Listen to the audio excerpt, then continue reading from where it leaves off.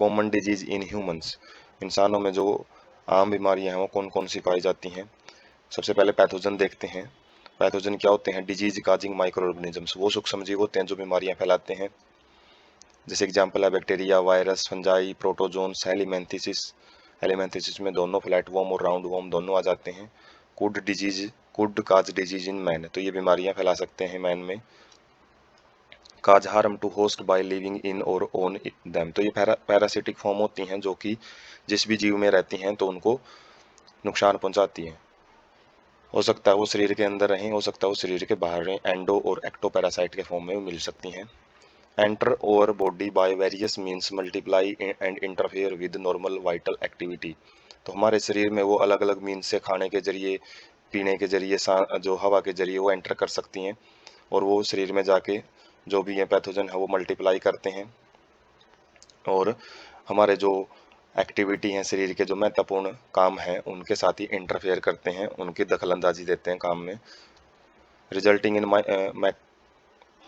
Morphological and functional damage, जिसकी वजह से हमारे जो बाहरी शरीर की जो स्ट्रक्चर है और जो अंदर के जो फंक्शन है वो डैमेज, वो नुकसान, वो उनको उनको नुकसान पहुंचाना शुरू कर देते हैं।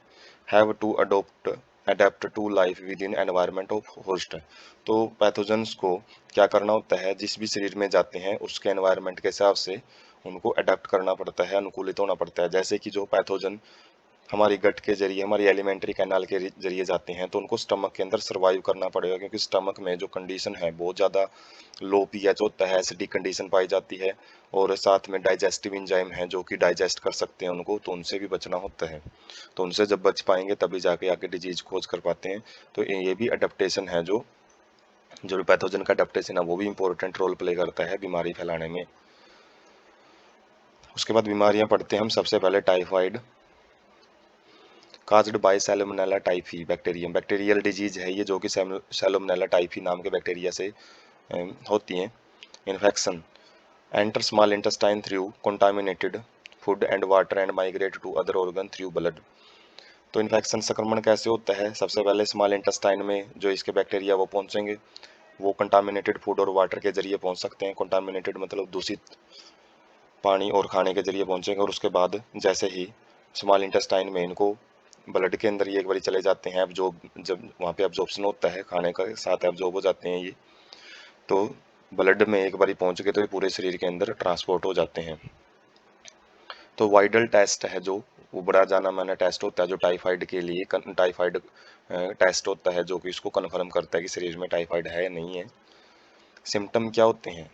सस्टेन्ड हाई फीवर, तो जो ज़्यादातर लंबे टाइम तक जो बुखार है वो बना रहता है शरीर में, 39 डिग्री से 40 डिग्री सेल्सियस बॉडी टेम्परेचर रहेगा। वीकनेस, कमजोरी आएगी, स्टमक पेन, पेट में दर्द रहेगा, कॉन्स्टिपेशन, कब्ज भी हो सकता है, हेडेक, सर में दर्द रहेगा, लॉस ऑफ एपिटाइट, जो भूख की कमी रहेगी, भूख नहीं लगेगी, इंटेस्टाइनल परफोरेशन एंड डेथ में अकर इन सेवरल केसेज, और यदि इलाज नहीं करवाया जाए टाइम पे तो इंटेस्टाइन में छिद्र होना शुरू हो जाते हैं, जिसकी वजह से वहाँ पे इन्फेक्शन बढ़ता जाएगा और जो डेथ है वो भी कोज कर सकता है कुछ केसेज के अंदर।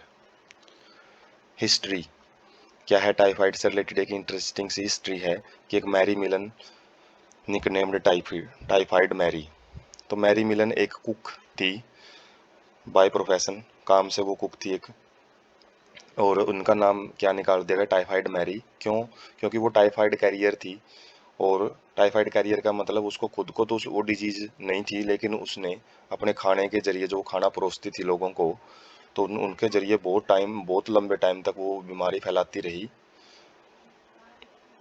तो इसलिए उसका नाम टाइफाइड मैरी रख दिया गया। उसके बाद है निमोनिया। नेक्स्ट जो डिजीज है वो निमोनिया हम डिस्कस करते हैं।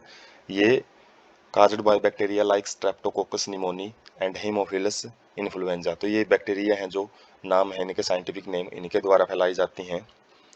Infect alveoli of the lungs filling with fluid leading to several problems in respiration, जैसे कोरोना में भी हमने देखा है कि जो वायरस है कोरोना वायरस, ये भी निमोनिया ही डिजीज फैलाता है, जिसके अंदर क्या होता है, जो एल्वुलाई होती हैं बैलून लाइक स्ट्रक्चर, जिसके अंदर एयर भरने, एयर का जो डिफ्यूजन का काम होता है फेफड़ों में, तो वो फ्लूइड, उनके अंदर फ्लूइड भर जाता है और जिसकी वजह से सांस लेने में प्रॉब्लम होती रहती है, तो इसी को निमोनिया बोलते हैं।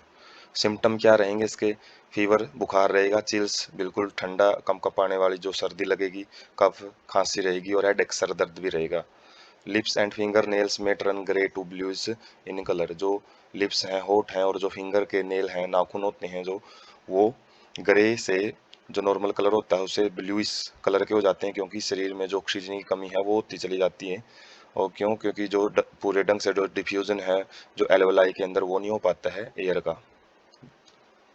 इन्फेक्शन कैसे होता है, संक्रमण कैसे फैलता है? By inhaling droplets aerosols released by an infected person. तो जैसे वायरल डिजीज है, वायरस फैलता है ये, इसी तरीके से बैक्टीरियल डिजीज है निमोनिया, वो भी जैसे कोई पर्सन है जिसको बीमारी है तो वो छींकता है, तो उसके जो ड्रॉपलेट्स है, एरोसोल्स का मतलब जो उसकी बूंदें हैं जो एयर के अंदर मिलके एक मिश्रण बनाती हैं, तो वो जब दूसरा पर्सन इनहेल करता है, हेल्थी पर्सन, उसके अंदर चली जाती हैं। By sharing glass utensils with infected person.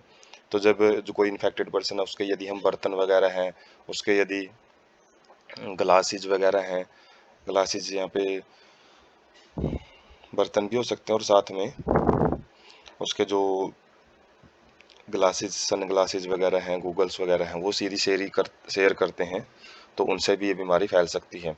Other bacterial disease in man, जो और भी जो बीमारी बैक्टीरियल डिजीज वो कौन सी होती हैं? डायसेंचरी प्लेग डिप्थीरिया, डिप्थीरिया गलघोटू होती है, प्लेग चूहों से फैलती है, और डिसेंट्री पेचिस बीमारी है तो वो भी बैक्टीरिया की वजह से फैलती हैं। उसके बाद कॉमन कोल्ड, जो जुकाम होता है, ये रीनो वायरस से फैलता है, वायरल डिजीज है ये। Infect nose and respiratory passage but not lungs, तो ये ज़्यादातर नाक और जो हमारा सांस लेने वाली नली है उसको इफेक्ट करता है, फेफड़ों को इफेक्ट नहीं करता है ये। सिम्टम्स क्या रहेंगे? नेजल कॉन्जेशन एंड डिस्चार्ज, नाक के अंदर जो कॉन्जेशन एक प्रकार का संक्रमण रहेगा और साथ में जो नेजल डिस्चार्ज है, जो फ्लूइड है वो बहता रहता है। सोर थ्रोट, जो गला है वो खराश रहेगी, उसमें हॉर्सनेस, हॉर्सनेस का मतलब है आवाज़ में भी एक भारीपन सा मिलेगा, आवाज़ भी सही नहीं, आवाज़ भी चेंज हो जाती है। कफ खांसी रहेगी, हेड एक सर दर्द, टायर्डनेस थकान रहती है, विच usually last for 3 to 7 days, 3 से 7 दिन तक चलता है, ये अपने आप ही ठीक होता है, क्योंकि वायरल डिजीज के ऊपर जो अपने एंटीबायोटिक्स वगैरह हैं वो भी काम नहीं कर पाते हैं। मोड ऑफ इन्फेक्शन, फैलता कैसे है ये? ड्रॉपलेट्स रिजल्टिंग फ्रॉम कफ और स्नीज ऑफ इन्फेक्टेड पर्सन, जैसे ही कोई पर्सन खांसता है या छींकता है तो उसके जो ड्रॉपलेट्स हैं उनके जरिए यदि वो ड्रॉपलेट्स दूसरा पर्सन इनहेल कर लेता है तो उसमें ये बीमारी फैलती है। थ्रू कंटामिनेटेड ऑब्जेक्ट, और जो पर्सन है जिसको डिजीज है तो उसके जो ऑब्जेक्ट हैं जैसे पेन हैं, कॉपी हैं, कप हैं, डोर नोब्स हैं, जो डोर के जो दरवाजों के कुंडे होते हैं, कंप्यूटर कीबोर्ड वगैरह जो माउस वगैरह होते हैं, उनके जरिए भी ये डिजीज फैलती है। उसके बाद मलेरिया, मलेरिया प्लाज्मोडियम के द्वारा फैलता है, जो कि एक प्रोटोजोन होता है, बहुत छोटा प्रोटोजोन होता है, स्पोरोजोट्स में आता है, sporozoites. Different species of Plasmodium, P vivax, Plasmodium vivax, Plasmodium malaria, Plasmodium falciparum, तो ये डिजीज फैलाने वाले कुछ प्लाज्मोडियम की स्पीसीज होती हैं। Malignant malaria caused by Plasmodium falciparum, तो ज़्यादा जो बीमारी ज़्यादा फैलाई जाती है वो प्लाज्मोडियम फैल्सीपैरम के द्वारा फैलाई जाती हैं। मैलिग्नेंट का मतलब है फैलने वाली डिजीज। लाइफ साइकिल क्या रहता है प्लाज्मोडियम का? रिक्वायर टू होस्ट, तो इसको 2 होस्ट की जरूरत होती है, एक ह्यूमन और एक मॉस्किटो, मॉस्किटो में फीमेल एनाफिलीज मॉस्किटो है, वो चाहिए होती है इनको अपना लाइफ साइकिल है पूरा करने के लिए। Plasmodium enters human body as sporozoites infectious form through bite of the infected female Anopheles mosquito, तो प्लाज्मोडियम हमारे शरीर में कैसे एंटर करता है? उसकी स्पोरोजोइट्स की फॉर्म में एंटर करेगा। एक स्पोर होते हैं छोटे छोटे बीज जैसी स्ट्रक्चर होती हैं, जो कि जैसे ही मच्छर है ना फीमेल एनाफिलीज मॉस्किटो काटता है तो वो उसके जो स्लाइवा उसके अंदर होता है और वो एक बारी ब्लड सर्कुलेशन में यदि चला जाता है, parasite initially multiply within the liver cell, तो ब्लड सर्कुलेशन के जरिए वो लीवर सेल में चले जाते हैं और उसके बाद एक बारी वो मल्टीप्लाई कर लेते हैं, अपनी संख्या बढ़ा लेते हैं, उसके बाद आरबीसी हैं उनको इफेक्ट करना शुरू कर देते हैं, रिजल्टिंग इन दियर रप्चर, उनको नुकसान पहुंचाना शुरू करेंगे, उनको तोड़ना शुरू कर देते हैं। Rupture of the RBC is associated with release of toxic, जो जैसे रप्चरिंग होगी आरबीसी की तो वहां से टॉक्सिक सब्सटेंस है वो रिलीज शुरू होंगे, जिसको हीमियोजोन बोलते हैं। काज चिल एंड हाई फीवर, इसी की वजह से जो लक्षण है, जो ठंड है कंपकंपाती हुई ठंड लगेगी और हाई फीवर, बुखार भी रहेगा, रिक्वरिंग एवरी 3 to 4 days, जो कि बीच बीच में कुछ टाइम हुआ उसके बाद ठीक हो गया, कुछ शाम हुआ, इस तरीके से अलग अलग टाइम में वो जो बुखार है वो होता रहता है। Through mosquito bytes enter mosquitoes body and undergo further development, और जैसे ही एक इन्फेक्टेड पर्सन को फिर ये मच्छर काटेगा तो इसके मच्छर के जो शरीर के अंदर वापस चला जाता है और मच्छर में आगे की जो डेवलपमेंट है वो होती है। Parasite multiply within them to form sporozoites that are stored in their salivary glands. जो पैरासाइट्स हैं उसके बाद वो अपनी संख्या बढ़ाते हैं और वो फिर स्पोरोजोइट्स बनाते हैं किसके अंदर, फीमेल एनाफिलीज मॉस्किटो के अंदर, और उनको फिर किसके अंदर स्टोर किया जाता है, सलाइवरी ग्लैंड्स के अंदर, सलाइवा के अंदर आ जाते हैं। उसके बाद जैसे ही फिर वो आगे किसी भी इंसान को काटेंगे ये मच्छर तो स्पोरोजोइट्स हैं दोबारा फिर उसकी बॉडी के अंदर हैं वो बेच दिए जाते हैं। तो लाइफ साइकिल है जो प्लाज्मोडियम का, उसको डायग्राम से समझेंगे कि जैसे कोई भी यदि मॉस्किटो किसी भी हेल्थी पर्सन को काटता है तो जो स्पोरोजोइट्स हैं वो उसके ब्लड के अंदर भेज दिए जाते हैं और ये ब्लड सर्कुलेशन से लीवर में पहुंचेंगे, पैरासाइटिक फॉर्म होती हैं जो। उसके बाद लीवर के अंदर ये एसेक्सुअली रिप्रोड्यूस करते हैं, अपनी संख्या को बढ़ाते हैं, पहले लीवर सेल को डैमेज करेंगे, उसके बाद फिर वापस ब्लड सर्कुलेशन में आएंगे और उसके बाद फिर ये जो आरबीसी हैं उनको डैमेज करना स्टार्ट कर देते हैं। और जैसे ही आरबीसी को डैमेज करेंगे तो आरबीसी से ही एक ऐसा टॉक्सिक सब्सटेंस हीमियोजिन बाहर निकलता है जो कि सिम्टम्स वगैरह हैं वो शो करता है, फिर शरीर के अंदर फीवर वगैरह है वो उनसे आते हैं। उसके बाद जो आरबीसी के अंदर ये जो प्लाज्मोडियम है वो अपना गैमेटोजेनेसिस है वो बना करता है, गैमेट्स बनाएगा, मेल और फीमेल गैमेट्स। इन मेल और फीमेल गैमेट्स को फिर जब मच्छर काटेगा वापस तो वो मेल फीमेल गैमेट्स हैं वो गैमेटोसाइट्स की फॉर्म में मच्छर में चले जाते हैं। उसके बाद जो मच्छर में फर्टिलाइजेशन होती है और उसके बाद फर्टिलाइजेशन के बाद जो स्पोरोजोइट्स फॉर्म बनती हैं, स्पोरोजोइट्स वो वापस फिर सलाइवरी ग्लैंड्स के अंदर स्टोर हो जाती हैं और जैसे ही फिर मच्छर काटेगा इस तरीके से फिर एक हेल्थी इंडिविजुअल में जाएंगी। तो यहाँ से हम देख सकते हैं जो एसेक्सुअल जो फेज होता है लाइफ साइकिल का वो मच्छर इंसानों में पूरा करता है, और जबकि मच्छर के अंदर जो होता है वो सेक्सुअल जो फेज है वो पूरा करता है, जो सेक्सुअल रिप्रोडक्शन है वो इंसेक्ट के इनके मच्छरों के अंदर होती है।